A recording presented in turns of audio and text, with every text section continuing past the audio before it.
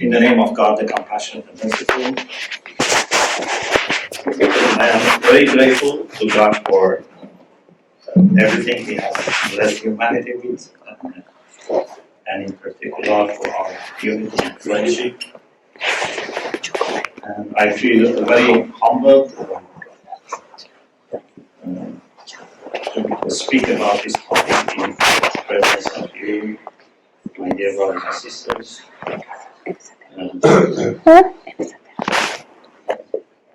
Every time I speak, I feel that I am in need of prayer, you, and community.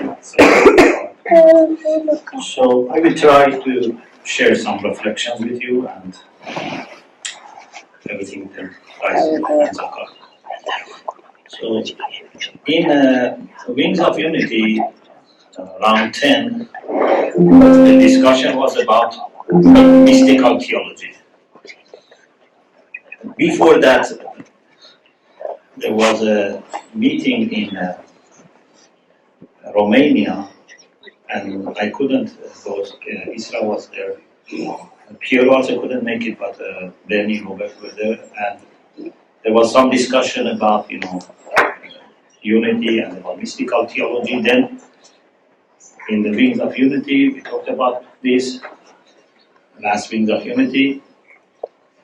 And then in Monte also, I had a presentation about union with God and what grows it.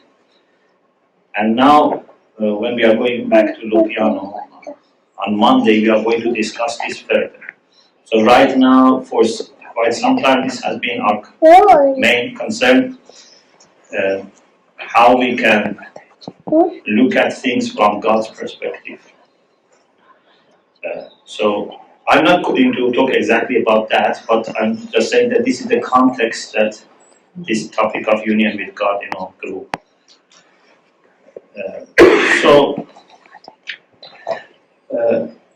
We have a saying from our first Imam Ali, that he says, رحم الله من عرف من أين وفي أين وإلا أين. May God's mercy be upon the one who knows where he comes from, where he is now, and where he is heading. So we need to know these three things: our origin, our present situation, our future. So, our origin is clear, because we all come from God. And this is very honoring for us, that we are not, created by chance or by explosion or, just a blind process of, evolution or whatever. We are coming from God. And God says in the Quran that He blew from His spirit into Adam. Of course, God doesn't have a spirit in the sense of, human spirit. But He calls human spirit His spirit. As a way to honor human spirit. So He blew from His spirit to Adam. And therefore, when it comes to our origin, all children of Adam, and even further, all animals, all plants, all non-living beings, we all come from God. And I think we need many, many years to reflect, what does it mean that you come from God? Yeah? If for example, piece of art comes from greatest artist, we attach lots of attention because this is from this great artist. Or, for example, this, child belongs to this novel, for example, person. Or, for example, this, kind of movement, for example, it comes from this idea of this person. We attach lots of importance, but we take it for granted that we are all from God. And directly we are from God, because God says to Satan that what made you refuse to prostrate before what I created with my both hands? So he says, I created Adam with my both hands. So we need to reflect on this, and then as a result, we would honor ourselves more and honor other people also and other creatures of God more. And everything has a signature of God. In every aspect of God, there is signature of God. Or as we have in QI, everything is filled with the names of God. If you take a piece of stone or a leaf of a tree or a human being, whatever you take, the names of God have filled it. Just you need to be able to, understand and bring out those reserved beauty and light there. So, from perspective of our origin, thanks to God, we have greatest possible origin. With respect to our future, also we know that we all go back to Him. No one is going to disappear in this process or be lost, or no one can run away if they don't like, to go back to God. Everyone is going back to God. But the way we come from God is, coming with innocence, with purity, with light. The way we go back to Him can depend. So, once one of our KLC brother and sister, they had a child. So I had reflection, and I said, our journey is from innocence of a child to purity of an adult. Purity is something that you need to achieve. Innocence is given to you. So if we manage to keep that innocence, be a child and at the same time a pure adult, that's the greatest possible. But sometimes we lose that innocence, then we struggle, and finally maybe we get that purity, and sometimes we don't get purity. But anyway, the way we go back to God is very much different, and that is not based on our origin, that's based on what we do in this transient situation in this world. So no one can say, because, for example, my origin is better than you because I am from this ethnicity or this, family, or, no, all from God. And God says in the Quran that we created you from one man and one woman, and we made you into different tribes and nations so that you recognize each other. But the most honorable in the sight of God are those who are the most high. So no chance for discrimination or racism, etc. Just it's up to me and you and every human being to find out the best process of going back to God in a much better situation that we were born. We are all born with light, with innocence, but we need to go back with more light and more virtues. So, in order to understand how we can make this process of going back to God, which is the topic in the union with God, in a better way, we can talk in many different ways, but the way I thought might be useful for today is that we should,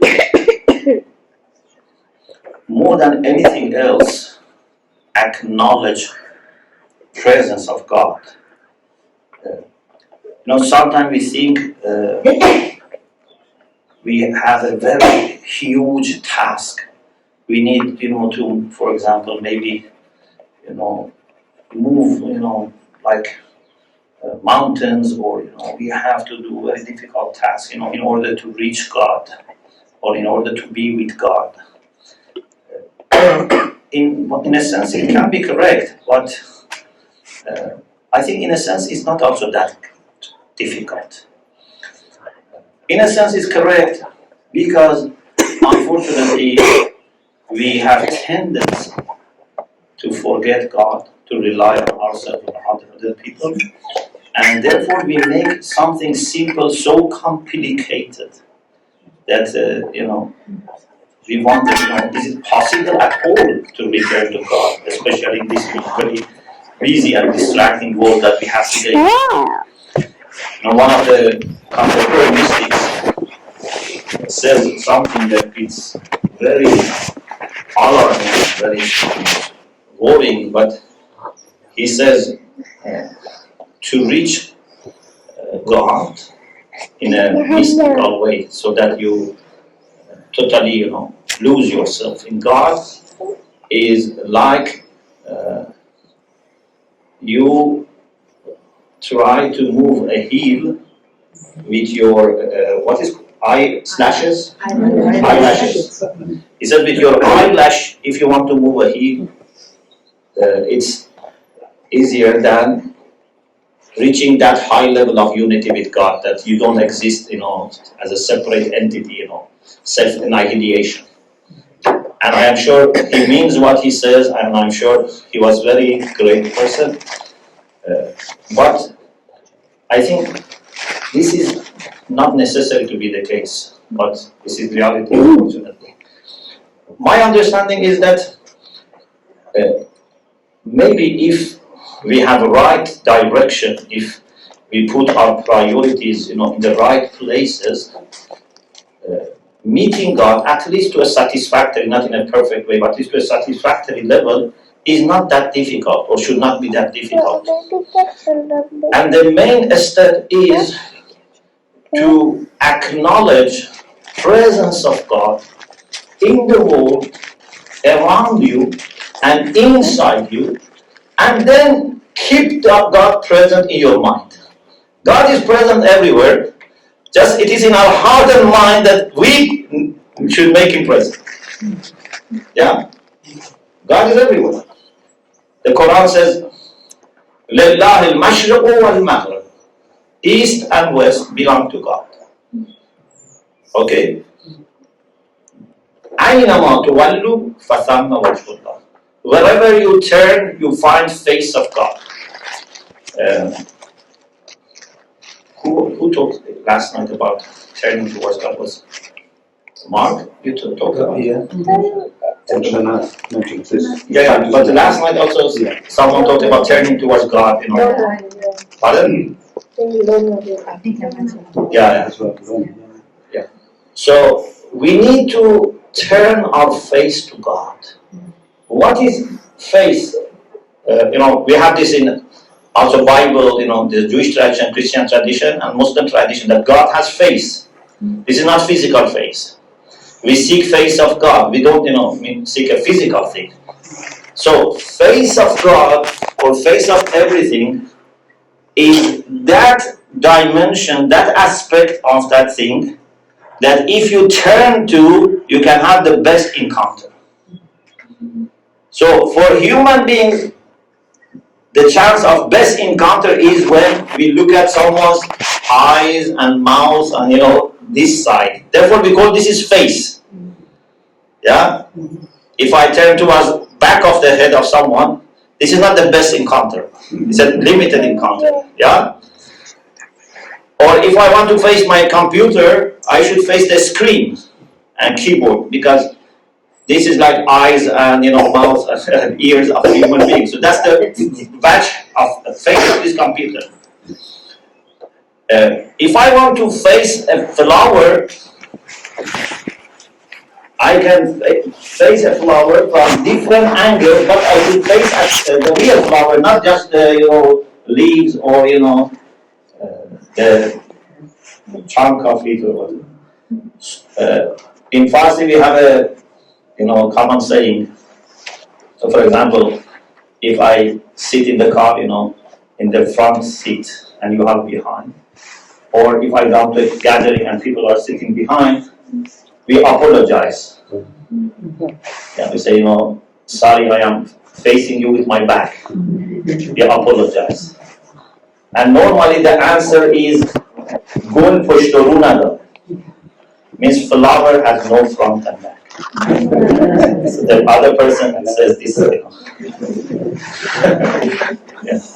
So flower can be faced from every angle. Yeah? But the problem with flower is it's in one place. Yeah? So the flower is not everywhere in the world. You have to go and find the flower, but you can turn every angle. God is the flower which is everywhere. And just we need to turn towards Him. أَيْنَمَا تُوَلُّوا فَثَمَّ وَجْهُ اللَّهِ. Wherever you turn, you can be in any country, you can be in any city or outside city. Anywhere. If you are ready, God is available. Yeah? God doesn't hide Himself from those who seek God. Yes, God makes hide Himself from people who don't want Him. Yeah, because He doesn't impose Himself. But if you look for Him, He's available.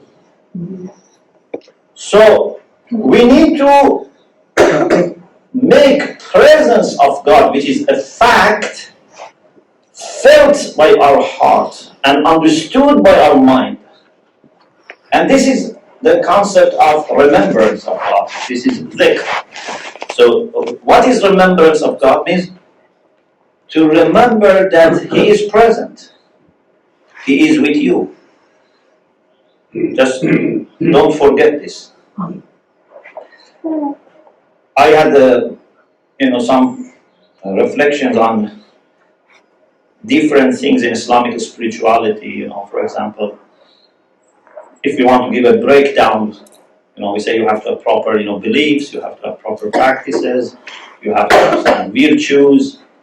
But then I came to this conclusion that these are all true, but if I want to summarize everything in one word, I can just say remember God. Because everything in Islamic understanding is summarized in remembrance of God. And that is not something that I only say, but I think no one should disagree after discussion. And some people already have said, some people also maybe accept it. But it's very clear from Quran that everything is a matter of remembrance of God. So if we can go to the verse of في بيوت سورة نور في بيوت أذن الله. In this verse that we are going to reflect, God introduces to us some houses where light of God is spread. Okay, there are houses in this world that the light of God is spread from. So, في بيوت أذن الله أن ترفع ويذكر فيها اسمه. So the example in the previous verse, God's light is likened to a lantern, and that lantern is in a niche. And then next verse says, those lanterns are in houses that God has permitted to be elevated and be a place of remembrance of God. So it's not that every house or every household can be dedicated to remembrance of God. Has to be elevated so that can remember God. If any family, any house, any mosque, any church in which God is remembered really, it means that God has permitted that to happen. God has prepared them for His remembrance. In those houses, what is significant is not the design of the house. We human beings, when we want to give value to a house, sometimes we say, this house has great design, or great materials by which it, or location, or size. I think normally there are 4 elements, yeah? Either it is size, or location, or material, or design. Yeah? But spiritually, none of these things are important. Spiritually, what makes value of a house is who lives in that house. In Arabic, we say sharaful makan bil makin. The honor of the place relies on who lives in that place. So if you have Jesus or Prophet Muhammad in a very small house, which may be even not complete. For us, that place is very important. But if you have a person who has no value in the greatest palace, that palace is not, even we don't want near that palace. For example, if Hitler, or Frau is living in a palace, for us it's not important, because the main thing is the person who lives there. So in these houses, the reason that God can be remembered all the time and become a place of light of God spreading is because there are people in those houses that the Quran says they continuously remember Him. They continuously praise God. They continuously glorify God. They do what angels do, because we know angels continuously glorify and praise God. Okay? And lots of benefits we receive from praise and glorification of angels.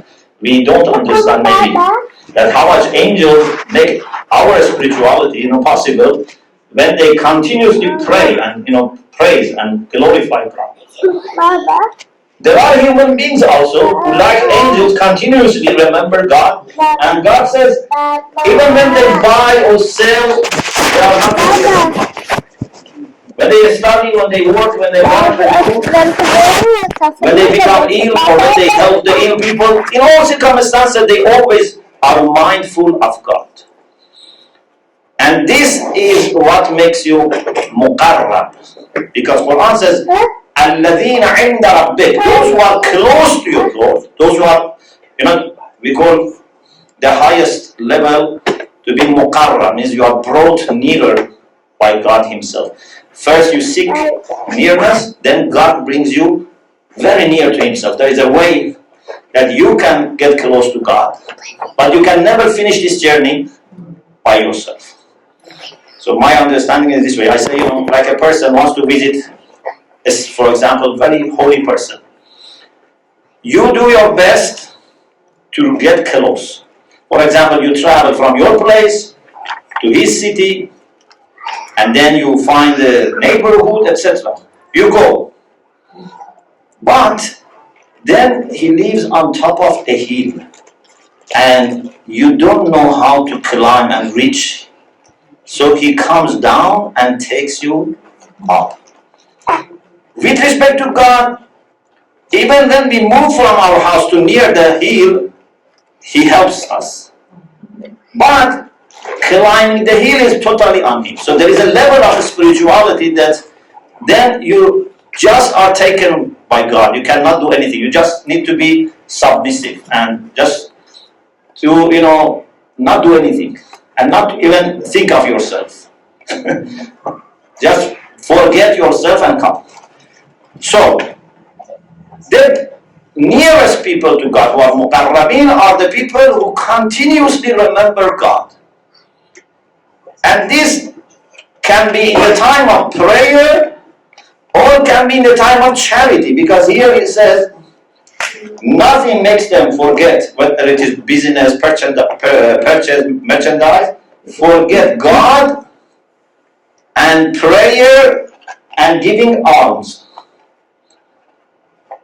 And these are not three things.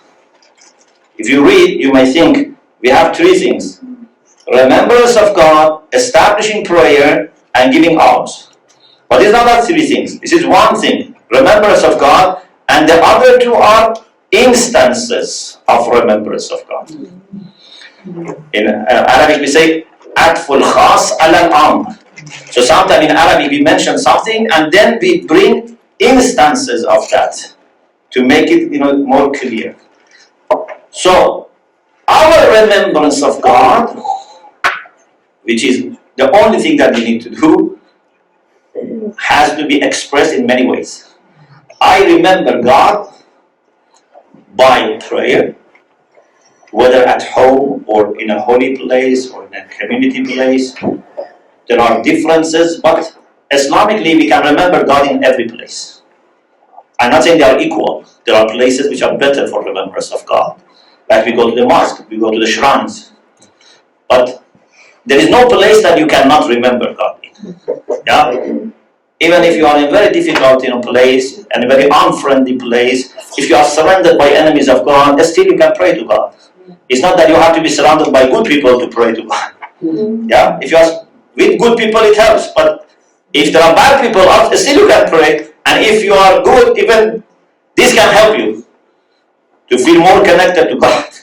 Yeah, in the most difficult time. So we can remember God in any place, but we can also remember God with every action, with every word, with every relation.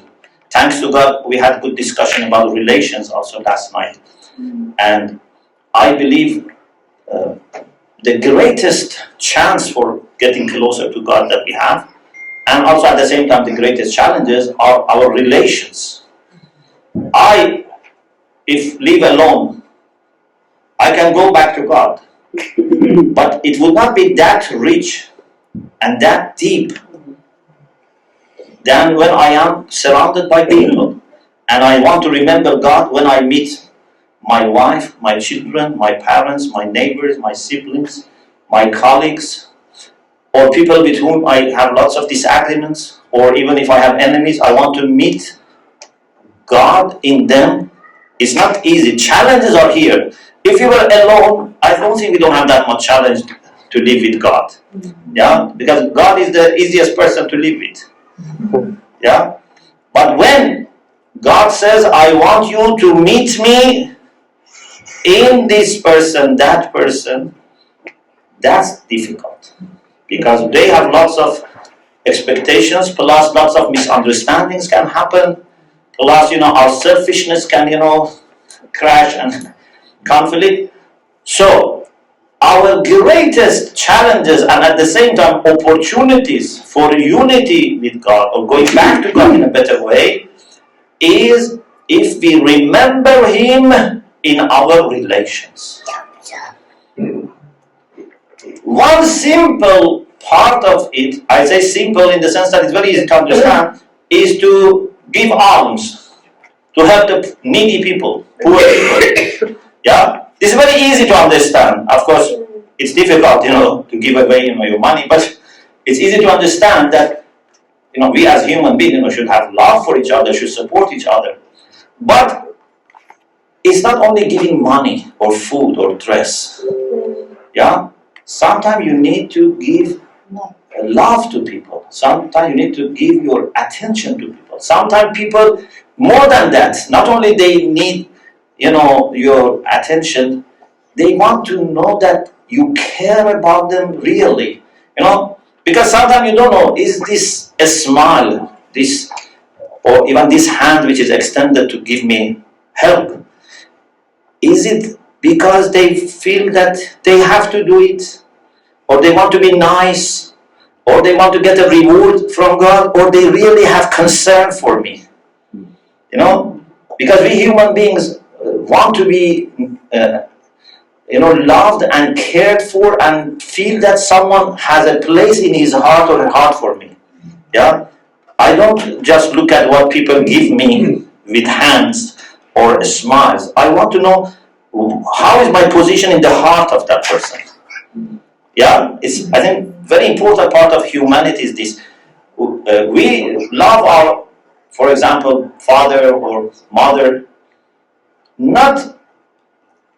I think great part is not just because of what we have received from them or keep receiving from them. Great part is that because I know that I have a very solid place in the heart of my mother or father. And I can always, rely that she's, for me. She cares for me, even she cares for me maybe more than I care for myself. So we need to meet God and remember God in the people that we meet by having this love in our heart for them, this care for them, a genuine, unconditional love for people. Not that the person thinks I'm doing as a formality, or I just want to be nice, or I want to get a reward from God. They should feel that I really love them. And even I'm happy to sacrifice my happiness, my comfort, because of them. So, charity can be extended to this kind of genuine love. You can call this also charity, or you can call it agape, or we can call it hope, fillah, but it is something that has to be deeply rooted in our heart. So remembrance of God comes with prayer and with love or charity to people. And I have here some verses that can confirm this, and I'll quickly mention this and then I can finish. So if we can go to the verse Surah Al-Bayyinah. So here you notice prayer and charity.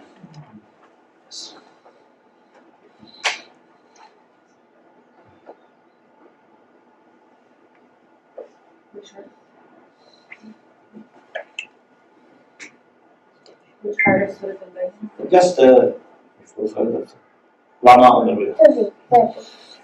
وما أمروا إلا ليعبدوا الله مخلصين له الدين حنفاء ويقيموا الصلاة ويؤتوا الزكاة وذلك دين القيمة. Or maybe I can stop with this verse. So God says they have not been asked to do anything except to serve God while they purify for Him. So everything which you dedicate to God should be purified. Hunafa, to turn towards the truth. Because when we turn towards God means we are turning towards the truth. Because God is al-haq, God is the truth. Yuqimu salah wa yu'tu zakah. Again, prayer and giving alms. Prayer and charity. So faith is a matter of prayer and charity. And this is the upright religion. A religion without faith is not standing. A religion without charity and love is not standing. We need to have both. You cannot do one more to compensate for the other. You cannot say, I pray more, but exempt me from charity.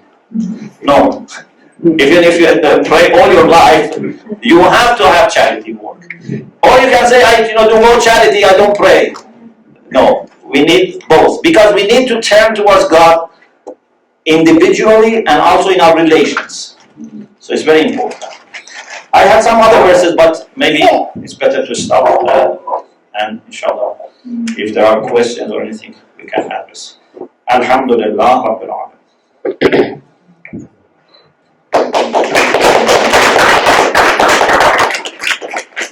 Alam, is good? That was half an hour. Half an hour? Yeah. I felt like 5 minutes. Unfortunately, it was not recorded. I don't know why. It was not recorded? Did it? No. Oh no, I was thinking... Did anyone record? The audio video? Bits of it, not all of it. I had pressed, but I don't know why it has stopped.